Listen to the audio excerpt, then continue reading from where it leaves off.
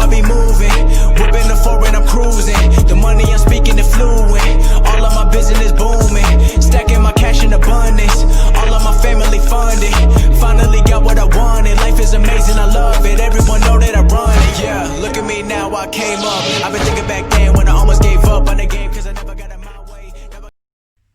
Yo les postos, bienvenue dans cette nouvelle vidéo Mercato et Actu Foot, hein. J-6 avant la clôture du Mercato et peut-être J-3 mois avant la fin de Sacha. On ne sait pas si Sacha va finir l'année d'après des spécialistes, médecins, tout ça. Bon, ça fait 5 ans qu'ils disent la même chose, mais bon, moi personne me tue tant que j'ai pas décidé, hein. Peut-être que la tête n'est plus là, peut-être que la dépression est là, mais Sacha il est toujours là. On ne sait pas comment il fait pour être là, mais voilà. Personne me tue tant que j'ai pas décidé, donc on verra ce qui va se passer. C'est vrai que cette nuit, on était proche de la fin, mais bon, voilà, on est toujours là, frère. Debout. Bon, bref. Ma vie n'intéresse guère personne. Bon, on commence avec le Mercato, donc ça commence vraiment à s'accélérer, sans vraiment s'accélérer, mais ça pourrait s'accélérer, tu vois. C'est un peu comme une voiture qui a du mal à démarrer.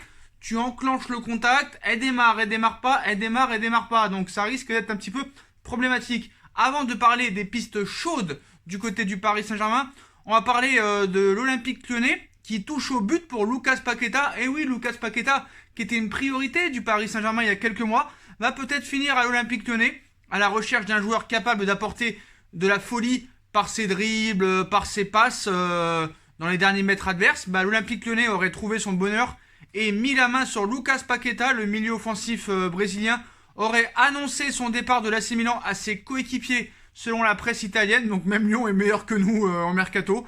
Donc proche de faire venir l'ailier uruguayen Facundo Pellistri, 18 ans. L'Olympique Lyonnais s'activait depuis quelques jours pour arracher Lucas Paqueta, 23 ans, à l'AC Milan. Un joueur actuellement en difficulté, hein, mais dont le potentiel est impressionnant. Recruté par le club italien en 2019 par Leonardo, en provenance de Flamengo. Le milieu offensif avait coûté 38 millions d'euros à l'AC Milan, un chiffre impressionnant. Tout autant que les performances du Brésilien sur ses 6 premiers mois en Italie sont vraiment catastrophiques. Donc virevoltant et doté d'une excellente vision du jeu, il a impressionné rapidement. Cependant, l'international brésilien n'a pas su confirmer lors de l'exercice suivant, surtout en 2019-2020. Il n'a disputé que 27 matchs pour 0 but et seulement une passe décisive et a perdu petit à petit sa place de titulaire. Pas utilisé en ce début de saison par Stefano Pioli, il se dirige donc vers un départ et Lucas Paqueta a quitté Milan. Lyon qui retrouve de plus en plus un accent brésilien dans son effectif. Marcelo, Thiago Mendes, Bruno Guimaraes, Jean Lucas ou encore Camilo. Depuis un an et la nomination de Juninho comme directeur sportif, il a flairé le bon coup. Après des discussions intenses au cours des derniers jours et face aux demandes de Rudy Garcia, Lyon aurait ainsi trouvé un accord pour un transfert définitif du Brésilien si on se fie aux informations de Sky Italia. Donc le média italien explique que le joueur devrait signer dans les 2 prochains jours pour 5 ans, soit un contrat jusqu'en 2025. Lucas Paqueta aurait annoncé son départ à ses coéquipiers et au staff avant de récupérer ses affaires. Il aurait ensuite quitté le centre d'entraînement de Milan afin de rejoindre Lyon, où il devrait poursuivre sa carrière. La Gazzetta dello Sport a confirmé l'imminence de ce dossier et évoque un transfert de 20 millions d'euros avec un pourcentage à la revente. Si cela se confirme, ce serait un excellent pari pour les Gaunes, qui cherchaient un joueur capable d'apporter la folie dans le dernier tiers adverse. Lucas Paqueta, ça fait un an qu'on est dessus. Pour nous, c'était 40 millions d'euros. Pour l'Olympique Lyonnais, c'est 20 millions d'euros. Donc à un moment donné, moi je veux bien qu'on critique Leonardo, mais voilà, on n'est pas des pigeons non plus. Il faut arrêter un moment les conneries. Pour nous, c'est le double à chaque fois. Et ça, c'est un véritable constat. Donc voilà, Lucas Paqueta ne rejoindra pas le Paris Saint-Germain et va rejoindre maintenant l'Olympique Lyonnais. Donc voilà. D'ailleurs, l'OL maintenant pourrait accepter de vendre Memphis Depay au rabais même. Le club rhodanien a été clair, il ne laissera pas partir Memphis Depay, des joueurs après le 2 octobre. Mais dans le dossier Depay, une offre au rabais pourrait ne pas être à écarter. Donc de son côté, Lyon réclame en effet 25 millions d'euros pour son numéro 10, à qui il ne reste plus qu'un an de contrat. Donc jusqu'à aujourd'hui, Depay semble donc avoir plus de chances de rester que de partir, surtout à Barcelone. Mais selon l'équipe, le Hollandais pourrait être vendu à un prix inférieur. En tout cas, l'OL y réfléchirait à 2 fois si une offre inférieure aux 25 millions d'euros arrivait. Pour rappel, le Progrès indique que le 22 septembre dernier, que les courtisans d'Aouar et Depay comptaient jouer la montre, une tendance clairement redoutée aujourd'hui par la direction lyonnaise. Mais si l'OL refuse catégoriquement de brader Houssem Aouar, il serait en revanche disposé à laisser filer Depay malgré une offre revue à la baisse. C'est tout du moins ce qu'indique le quotidien sportif qui écrit qu'une offre au rabais serait quand même bienvenue. La raison, se soulager du plus gros salaire du club, 420 000 euros par mois.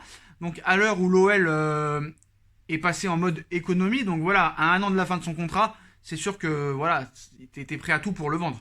Faut dire la vérité, même s'il y aura un mercato d'hiver. D'ailleurs, on en reparlera de ce mercato d'hiver. Donc voilà, et l'Olympique Lyonnais, sur tous les fronts, s'attaque aussi à monsieur Islam Slimani. Donc l'Olympique Lyonnais, qui s'attend à 1 ou 2 peut-être départs dans sa ligne d'attaque, est passé à l'action en ouvrant les négociations avec Islam Slimani, l'attaquant international algérien passé par l'AS Monaco la saison passée et séduit par la possibilité de rejoindre l'Olympique Lyonnais. Le Fennec pourrait d'ailleurs être libéré de sa dernière année de contrat avec Leicester, ce qui faciliterait évidemment un peu plus l'opération. Toutefois, cette possible arrivée du champion d'Afrique 2019 reste conditionnée à un départ dans le secteur offensif surchargé à disposition de Rudy Garcia. Donc Kadewere, Memphis Depay, Moussa Dembélé, Ryan Cherki, Karl Toko et Kambi pour ne citer que, ça risque de beaucoup bouger dans les prochaines heures du côté de l'Olympique Lyonnais. Bon, on passe maintenant au Paris Saint-Germain. Donc là maintenant c'est chaud. Voilà, c'est chaud. Déjà, première information, le Paris Saint-Germain ferait le forcing pour récupérer Antonio Rudiger. Antonio Rudiger, 27 ans, voilà, défenseur central de Chelsea. Donc Antonio Rudiger et Chelsea, cela semble bel et bien fini. Frank Lampard et le défenseur central allemand ont même eu une discussion en ce sens. Un départ serait la meilleure solution pour tout le monde puisque l'entraîneur anglais ne compte pas sur lui cette saison. De quoi intéresser le Paris Saint-Germain et notamment Thomas Tuchel qui en a fait sa priorité à ce poste d'après RMC Sport. Le technicien parisien fait le forcing pour l'international allemand qu'il a déjà eu au téléphone. Seulement les négociations traînent en longueur. Chelsea souhaiterait un transfert définitif quand le Paris Saint-Germain ne peut proposer qu'un prêt.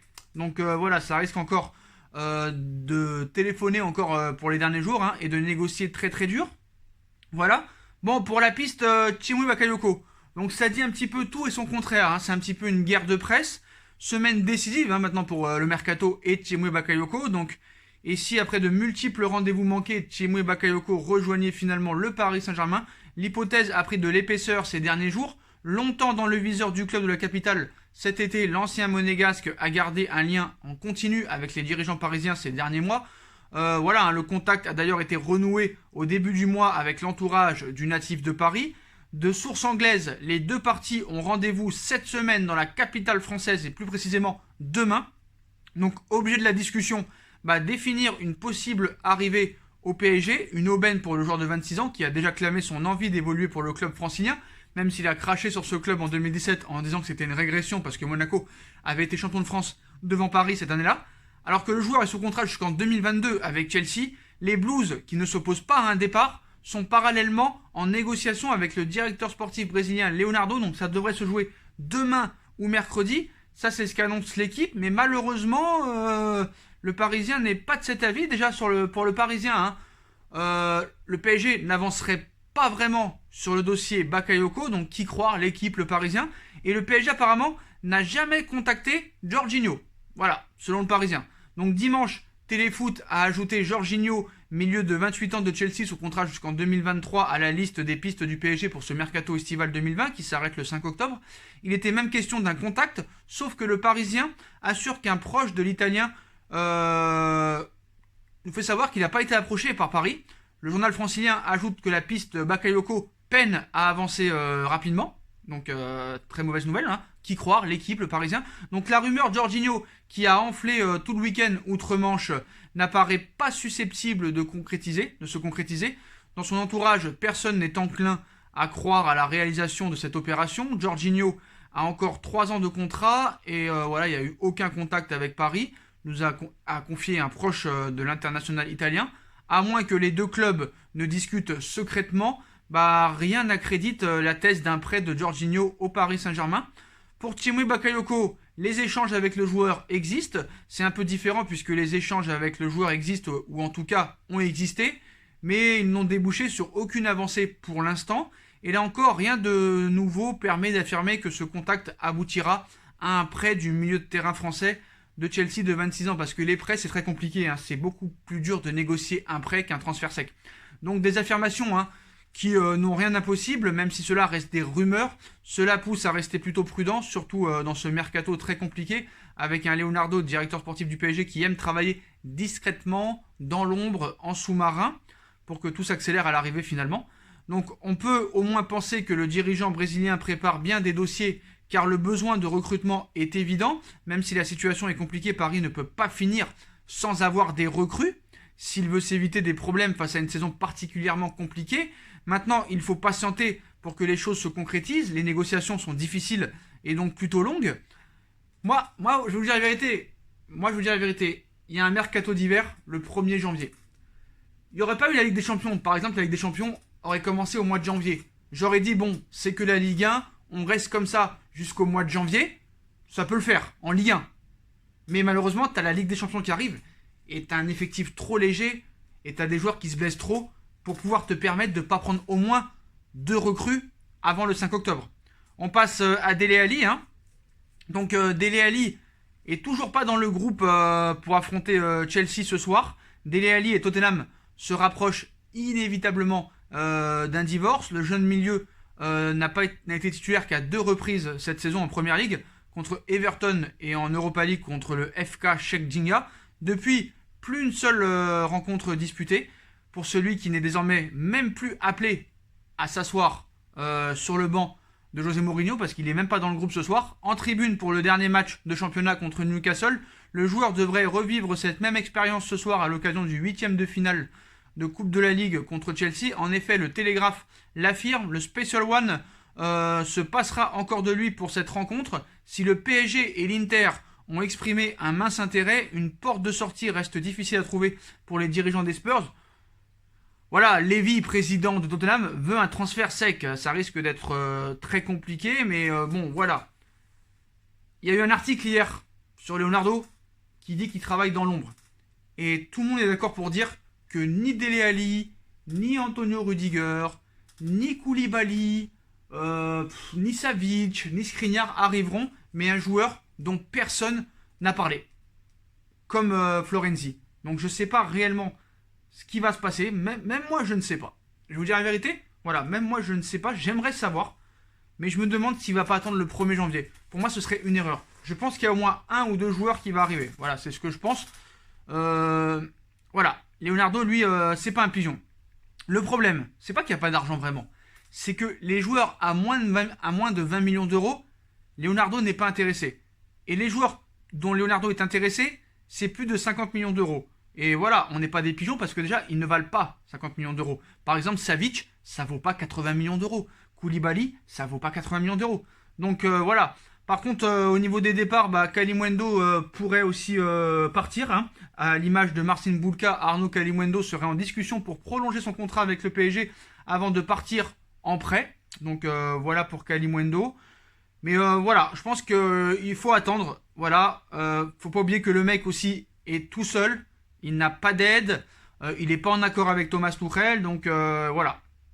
Donc on verra ce qui va se passer.